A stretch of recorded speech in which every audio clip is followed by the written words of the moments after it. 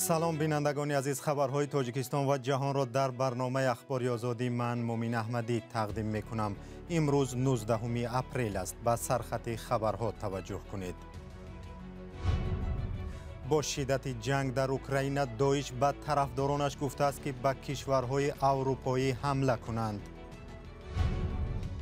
دانشجویان میگویند با آنها پیشنهاد شده است که اگر به ارتش روند به طور اتوماتیک صاحب دیپلم میشوند، اما حامیان حقوق موافق نیستند. امتحان آخرین خود را سپاریده لکه با فرمان خارج شدن از دانشگاه و خدمت روند. بانک الف در تاجیکستان اعلان کرد که با پشتیبانی بانک ملی بر اساس شریعت اسلامی کار خواهد کرد. اساساً همون چیزهایی که منع شده، شراب و یراق و اون چیزی که ضرر میرساند به جامعه، از اون دور باید باشه. ارتش اوکراین میگوید نیروهای روسیه تقریبا در تمام خط جبهه در شرق اوکراین عملیات تجاوزکارانه را بر راه ماندند. پرزیدنت ولادیمیر زلنسکی را آغاز مقاومت پرشدت در منطقه شرقی دونباس نامید. رسانه‌های اوکراین نوشتند که در چند منطقه دونتسک تیراندازی‌های سخت جریان دارد. وزارت دفاع روسیه این محاربه‌ها را هنوز شرح نداده است. روز 18 اپریل در پی یک سلسله حمله‌های موشکی به مؤسسه‌های نظامی در شهر غربی لواو اوکراین دست کم 7 نفر کشته شد. به نظر می رسید که از جنگ در اوکراین گروه دهشت افکن دولت اسلامی نیز می خواهد منفعت بردارد. در این باره شهلای گلخوجت تفصیلات می دهد. گروه دهشت افکن دولت اسلامی و یا داعش از طرفدارانش دعوت کرده است با استفاده از جنگ اوکراین در قاره اروپا حمله ها را اندازی کنند. در یک نواری صدا شخص خود را سخنگوی داعش ابو عمر مهاجر نامیده از پیروانش دعوت میکند که برای قصاصگیری در پاسخ به مرگ رهبر داعش ابو ابراهیم قریشی حمله سراسری پیاده شود. او با اشاره به تجاوز روسیه به خاک اوکراین میگوید در حالی که صلیبداران بین هم میجنگند، پیروان داعش باید در اروپا از این فرصت و امکانات استفاده کنند. حقیقت این نواری صدایی تفتیش و اثبات نشده است. رهبر داعش ابو ابراهیم قریشی ماه فوریه در نتیجه یک عملیات نیروهای تعینات خاص آمریکا در مناطق شمال و غربی سوریه به قتل رسیده بود. به قول قصر سفید با هدف جلوگیری از اسارت و جوابگری قریشی خودش را ترک کند. قریشی ماه اکتبر سال 2019 بعد کشتار ابوبکر بغدادی رهبر داعش انتخاب شده بود. 10 مارس سال روان داعش مرگ ابو ابراهیم قریشی را تصدیق نموده ابو حسن قریشی را به جای او رهبری این گروه دهشت افکن تعیین کرده است. سال 2019 داعش از نظارت منطقه‌های سوریه و عراق محروم شده به صورت عموم در بیابان و گوشه‌های دوردست پناه برده است. داعش بعضاً از این پناهگاه‌ها به نیروهای کردها و حکومت سوریه حمله می‌کند. گروه‌های همپیمان داعش در عراق و افغانستان هم فعال می‌باشند، اما با مقاومت نیروهای دولتی روبرویند. با آغاز موسم دعوت به ارتش در شبکه‌های اجتماعی شکایت از ابله و یا بازار بردن جوانان به ارتش زیاد نشر شده است. چون این حالت‌ها را دلربا صمد و حامی حقوق از سازمان جمعیتی دفتر آزادی‌های شهروندی در تاجیکستان تصدیق می‌کند. پیش از برنامه از دلربا صمد و پرسیدم که آیا می‌تواند در این باره مثالی مشخص پیش آورد؟ مثلا یک مادر زنگ زده گفتند که از ناحیه تابع مرکز پسری کلونی این کس در خدمت است، در اسفره است، در مرز است، لیکن پسری خردی آن کس را از خانه شان گرفته بردند و این پیرزن التماس داشت که میخواست که وقتی که پسری کلونیش برمیگردد و باید که تیر ماه برگردد، وقتی که برمیگردد بعد پسری خردیش را به خدمت برند، زیرا سرابان یاردمچی در اویله نیست، پدر و مادری کلانسال دارد و آنها هم غیر قابل خدمت هستند.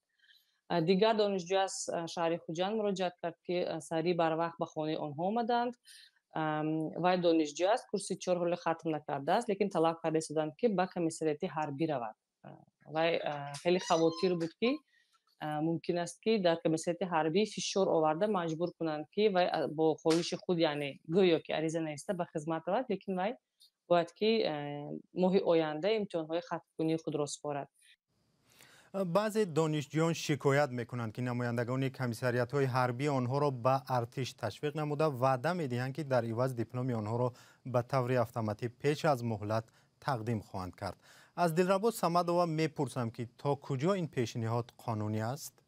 و ما جواب میدیم که قانونگذاری این را پیش بینی نکرده است، این وکالت کمیسیون‌های حربی رو، و اگر دانشجویان با خواهش خود به خدمت حربی میرفته باشند این خیلی خیلی خرسندی آور است. باید که حتما از پی آن شوند که دانشگاه را ختم کنند و امتحان آخرین خود را سپاریده لکه با فرمانی خارج شدن از دانشگاه به خدمت روند، چون که این خیلی مهم است. اگر آنها به این فرمان به خدمت روند که البته آنها حقوق خدمت کردن 12 ماه را ندارند، باید که 24 ماه خدمت نمایند. سال گذشته در تاجیکستان قانون درباره ادای خدمت حربی در هیئت ذخیره‌های دولتی سفربری قبول شد که بسیاری آن را قانون خدمت آلترناتیوی نامیدند. سال گذشته مبلغ این نوع خدمت 25,000 سامانی مقرر شده بود و حالا آن کمی بیشتر شده به نزدیک 28,000 سامانی مساوی شده است. از دلربا صمدووا پرسیدم که با پرداخت پول میتواند یک جوان از خدمت در ارتش آزاد شود؟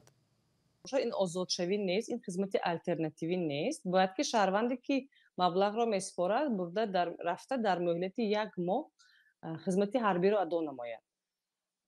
همگی اگر خطا نکنم 600 کوتا داریم ما، یعنی 600 نفر این نمود خدمت را میتوانند که اجرا نمایند در جمهوری تاجیکستان.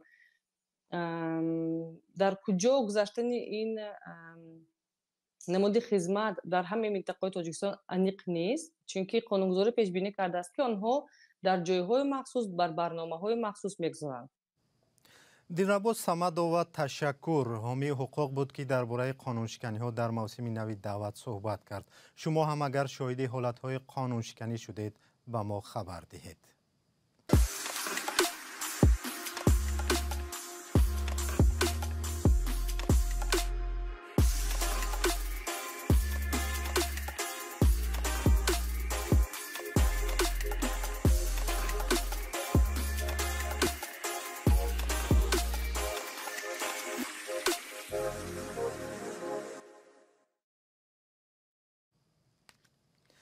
نمایندگان الف بانک از تصمیم خود درباره گزارش به نظام بانکداری اسلامی خبر دادند. مسئولان این بانک میگویند حالا درخواستشان برای گزارش به نظام بانکداری اسلامی در بررسی بانک ملی تاجیکستان قرار دارد و باور دارند که در دوام سال 2022 آن را دسترس نموده رسما کار خود را بر اساس قاعده و طلبات شریعت که بانکداری اسلامی پیش بینی کرده است آغاز خواهند کرد. علیشیر ظریفی با شهلای عبدالله موضوع را پیگیری کردند.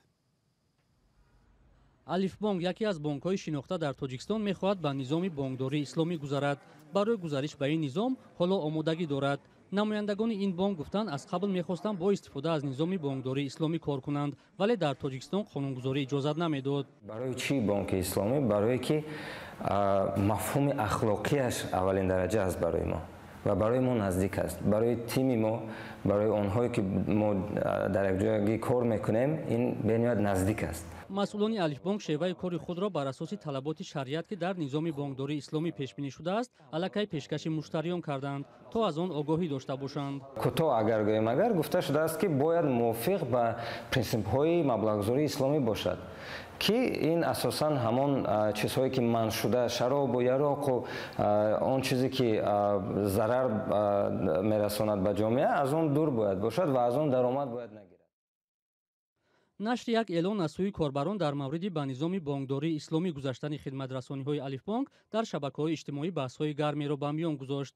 در این اعلان از جمله نوشته شده است که با مغازه‌هایی که به تجارت اسباب‌های موسیقی، مشروبات و بازی‌های لاتاری مشغولند همکاری نخواهند کرد. بعضی با چنین شیوه کار کردن بانک را محکوم کردند و گروهی از آن جانبداری نمودند. الحمدلله مسلمان میگه که روزی نمیشم که وقتی در بچه خودم و شوق داره، ذوق داره، تولش داره، موسیقی آهنگ نواز میشه و اون من باید بخرم تعمیر کنم که من همون معاش نمیرسه، من میرم قرض میگیرم ای بانک میگم که قرض بگیرم بخرم مامودا برام که بانک نتیا این درگونجا توری نمیبیا. وجود این بانک ها به فایده ملت است و فایده دولت است و هیچ ضرری ندارد و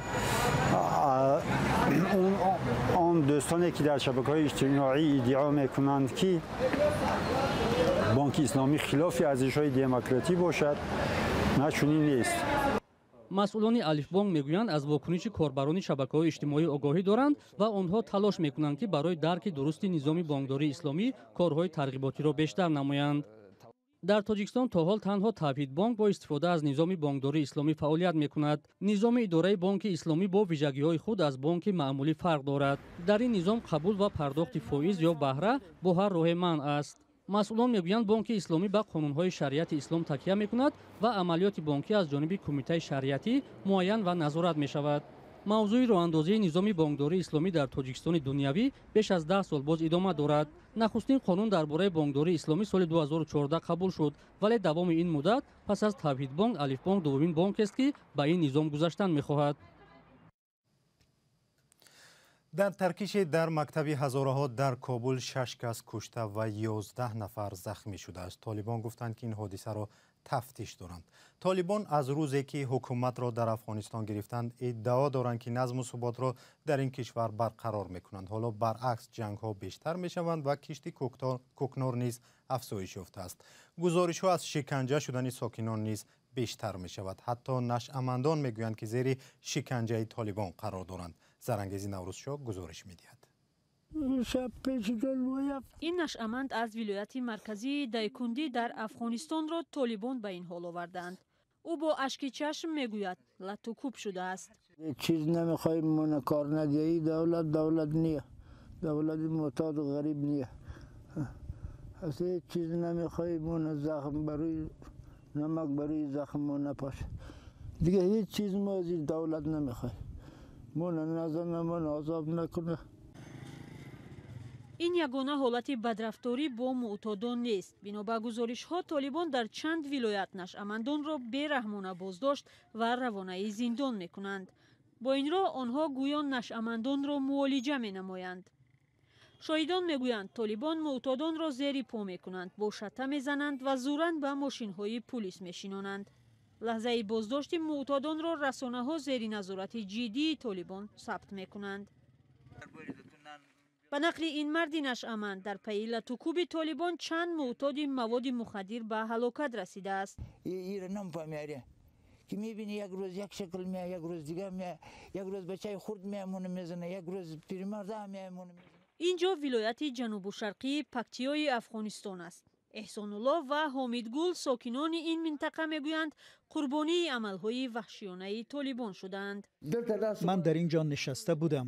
онҳо омада бо калашников маро заданд ва бинямро шикастанд. толибон омаданд ва чашмони маро кор карданд. ман аз биноӣ маҳрум шудам. мақомоти маҳаллии толибон дар минтақаҳои дайкундӣ ва пактиё иқрор мешаванд ки баъзан нисбат ба муътодон аз зур истифода мекунанд, аммо иддаои бераҳмиро рад менамоянд. онҳо аз он метарсанд ки мо онҳоро ба зиндон меандозем, аммо ин нодуруст аст. худоро шукр, мо бо онҳо муносибати хуб мекунем. мо онҳоро ҷамъ карда ба идора меорем ва ба муолиҷа мефиристем. баъди ишғоли ҳукумат дар моҳи августи соли гузашта толибон ба боздошти нашъамандон шурӯъ карданд. онҳо муътодонро бо зур дастгир ва ба марказҳои офиятбахшӣ мефиристанд. ба гуфтаи толибон ҳоло дар ин марказҳо 5000 муътод муолиҷа мегиранд. пас аз хуруҷи низомиёни амрикоӣ шумори марказҳои дармонбахшии нашъамандон дар Афғонистон ба маротиб камтар шуд. аз 88 марказ ҳоло танҳо 40 тои он фаъолият дорад ва ин марказҳо ҳам аз камбуди доруву даво танқисӣ мекашанд ва мушкили молӣ доранд. афғонистон бузургтарин тавлидкунандаи афюн дар ҷаҳон аст. як таҳқиқот 6 соли пеш муайян кард ки беш аз 3 миллион шаҳрванди ин кишвар муътоди маводи мухаддир ҳастанд. барномаи ахбори озодӣ инҷо поён ёфт. хабару гузоришҳои дигарро дар сомонаи радиои озодӣ ва дар саҳифаи фейсбуку ютубу телеграми мо бихонед ва тамошо кунед. худо нигаҳдор.